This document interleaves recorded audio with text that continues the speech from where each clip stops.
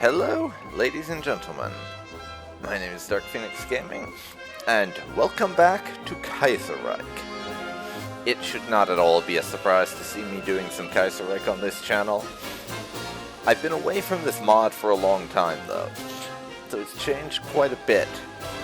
We're on version 1.44, and I honestly don't remember what version the mod was on the last time I did a playthrough of it, because most of my playthroughs were back when I actually was trying to do live streams as well. Before I realized that, number one, it's easier to do YouTube videos with my current setup, and number two, I just don't like streaming very much. In any case, we're gonna hop on in, and I'm gonna check this out and just see what Kaiserreich is like now. There's obviously been some significant changes. New this patch. Talking about the Russian Republic. New. They are obviously the focus of the current patch, so I'm going to do some Russia. There was some talk from the devs a while back about how they'd be changing Russia so that, among other things, Russia is no longer headed by Alexander Kerensky at the start.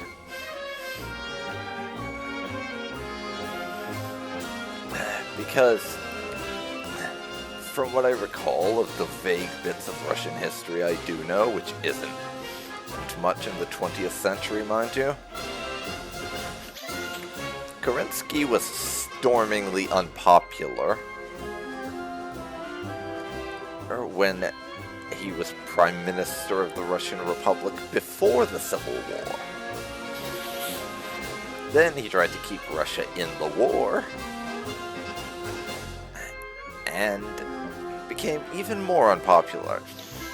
So the idea of him being put in charge of the government when he'd probably be overthrown in a week, the idea of the Germans going for that seems a bit of a long shot to me.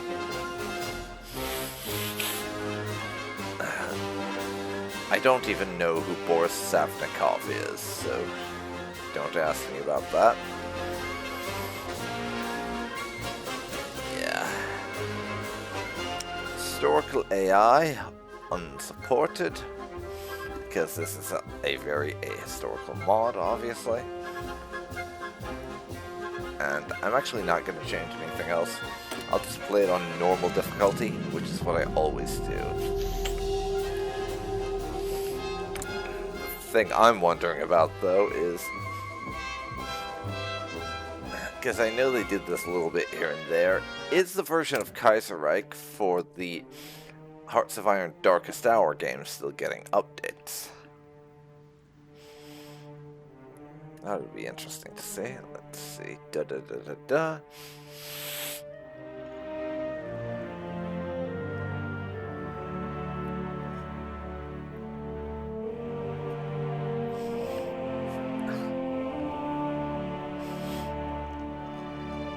And it looks like they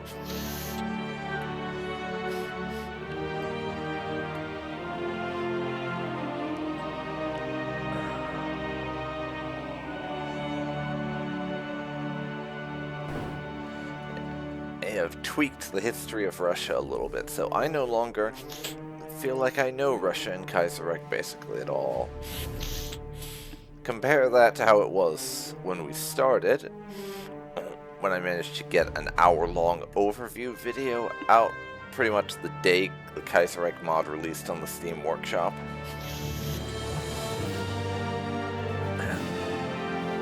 I remember that quite well, because at the time I could get 18 million manpower as the Soviet Republic, which is no longer a nation you can form, I don't think.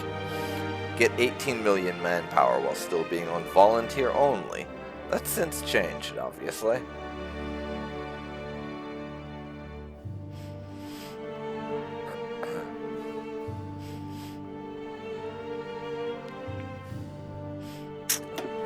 Path guides. I could reveal some spoilers here. There's some stuff about that. You know what, screw it, let's see this. This wasn't here before, let's see that. So this is Aiden. I'll skim it, you can read if you like. Basically, what to do to go down certain paths. Okay. And if we go look at Russia, apparently Bukhara and Khiva are puppets of Russia, so down here in Central Asia, Turkestan is not. And obviously, for those of you who've been away for a long time, the Alash Order no longer exists. It's been broken up between owned by Russia and owned by various partitioned and Central Asian republics.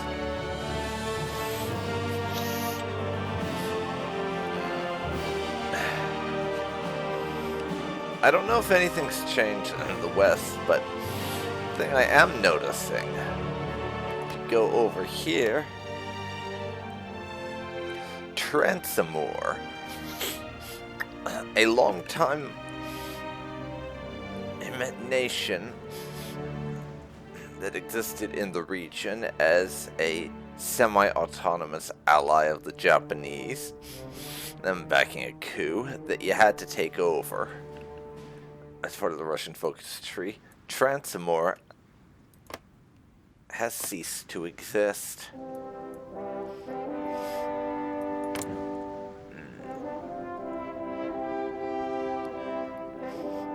Though the Fentians seem basically the same.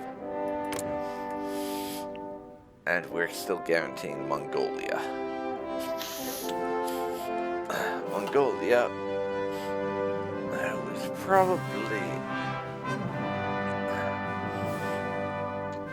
less likely to go on a rampage through China and restore the Mongolian Empire compared to how they were early on in Kaiserreich.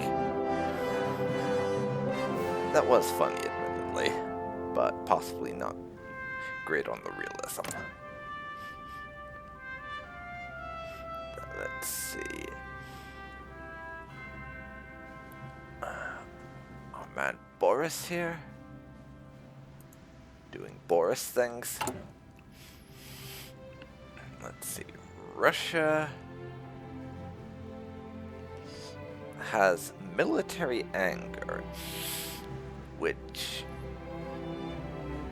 basically politics between the civilians and the military, which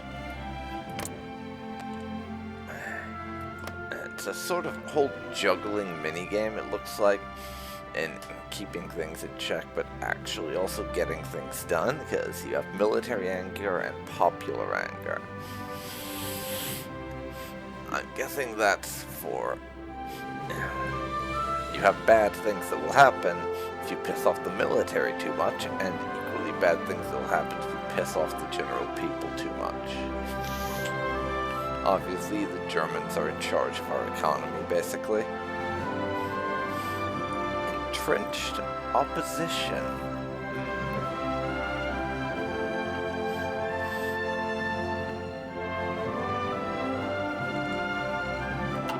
Fun.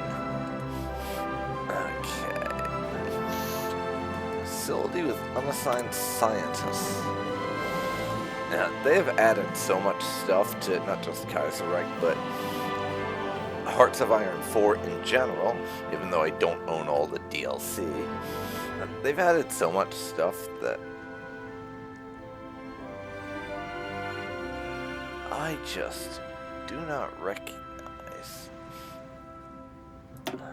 what anything is anymore. I might as well say I have to relearn the damn game.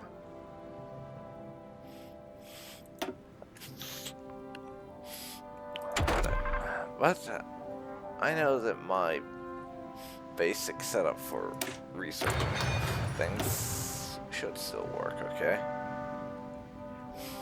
Still weirds me out not being able to pick a land doctrine from the start, though.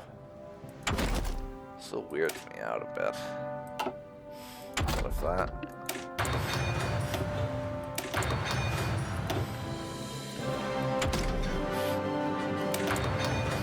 The fact that the land doctrines got moved over to Officer Corps.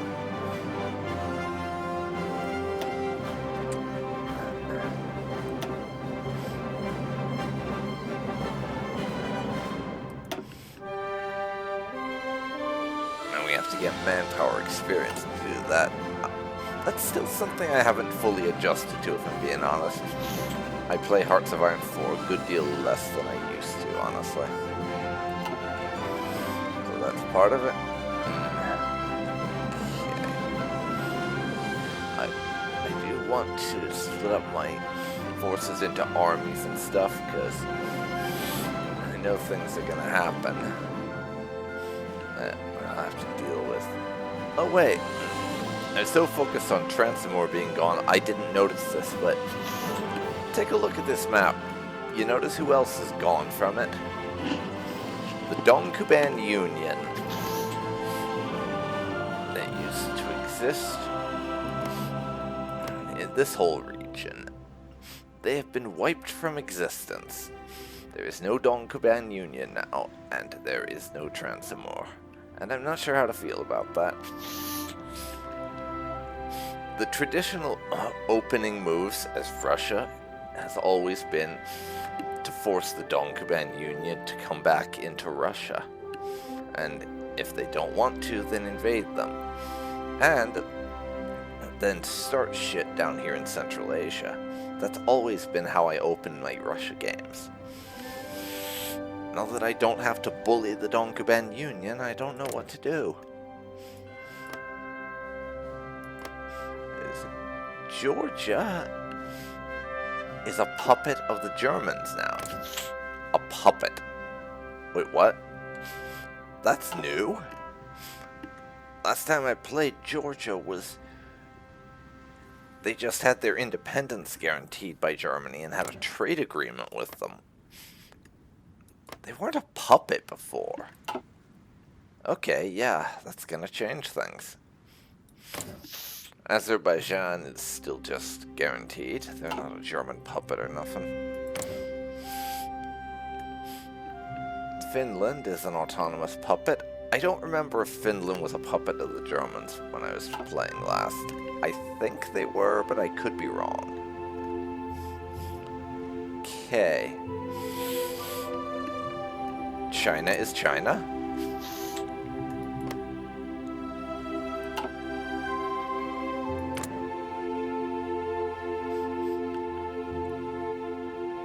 Wait a second. That's changed. China's changed too since. Before, China was an alliance. Now all the various Chinese micronations down here are all puppets of the Qing Empire. They're all puppets. And everything is so different now. I do not know what is up anymore. I really don't.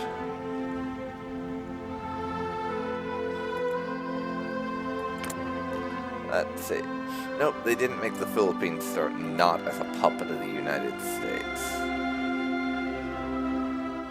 Now I'm just more interested in seeing how everything's changed on the map, really. A Dominion of India. Now, South Africa starts as part of the Entente. I'm pretty sure when I last played, they did not. They weren't in the Entente when you started. Wait a second. Sardinia isn't in the Entente. The Sardinians always started in the Entente before. Okay, that's not strictly true. Kaiserreich's gone through a weird thing with the Entente in Italy. Because they started out with Sardinia being controlled by the French Republic. Then Sardinia became its own nation, but it was made a member of the Entente by default. And I think before Italy had the big shufty-roundy, because it used to be that the Socialist Republic of Italy was in the south, the two Sicilies didn't exist, and the Italian Republic controlled the whole north, including Rome. And I think that when that was the case, the Italian Republic also controlled Sardinia. Or maybe I'm misremembering. I don't know. Yeah.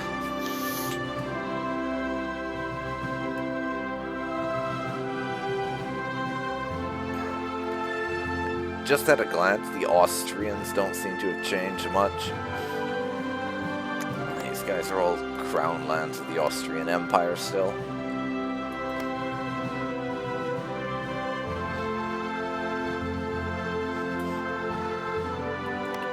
Let's see here.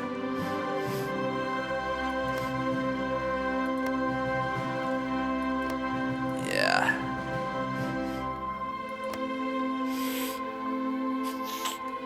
And Poland being a German puppet state, that is the case, and was the last time I was here.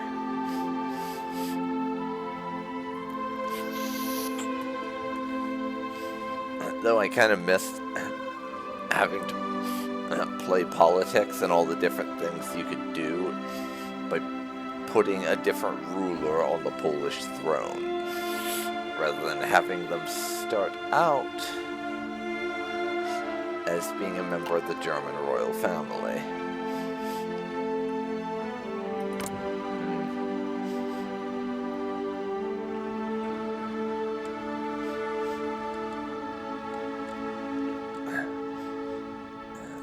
The Ottoman Empire.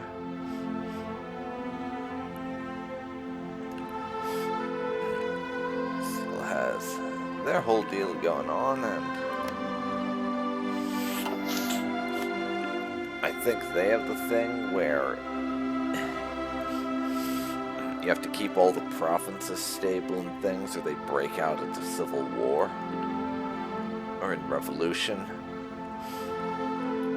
I've never actually played as the Ottomans because I don't think I'm good enough to manage that whole mess. Same reason I never play as the US, because I'm just really bad at it. I'm just really bad at it.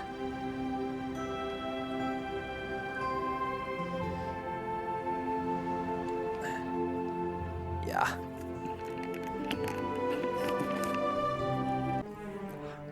Alright, so we're nowhere near done with mucking about and just seeing what we can do, mind you.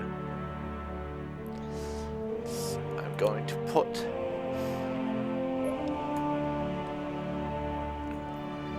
the majority of my bits that we're upgrading into infantry, and actually,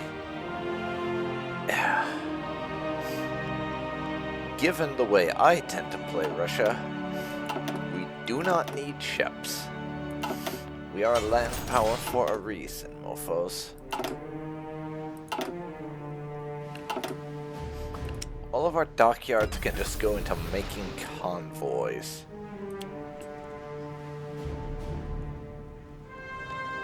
That is not the one I was going for.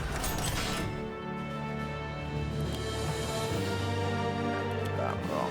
There we go. Just make convoys.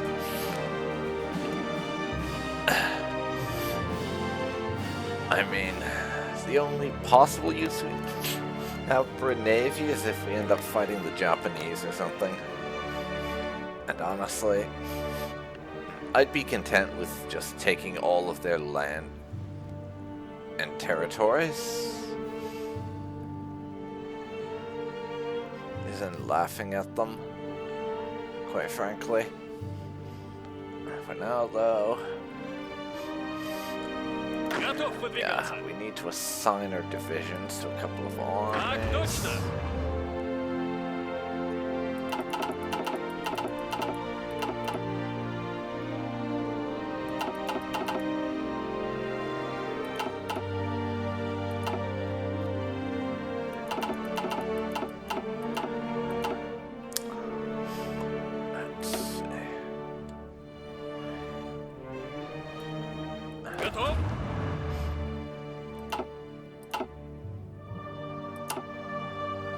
Go. Готов?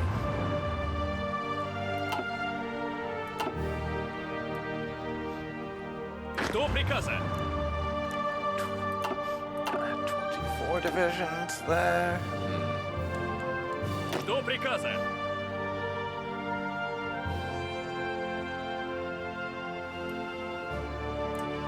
Готов?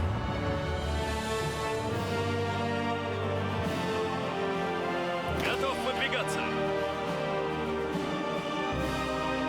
Так точно.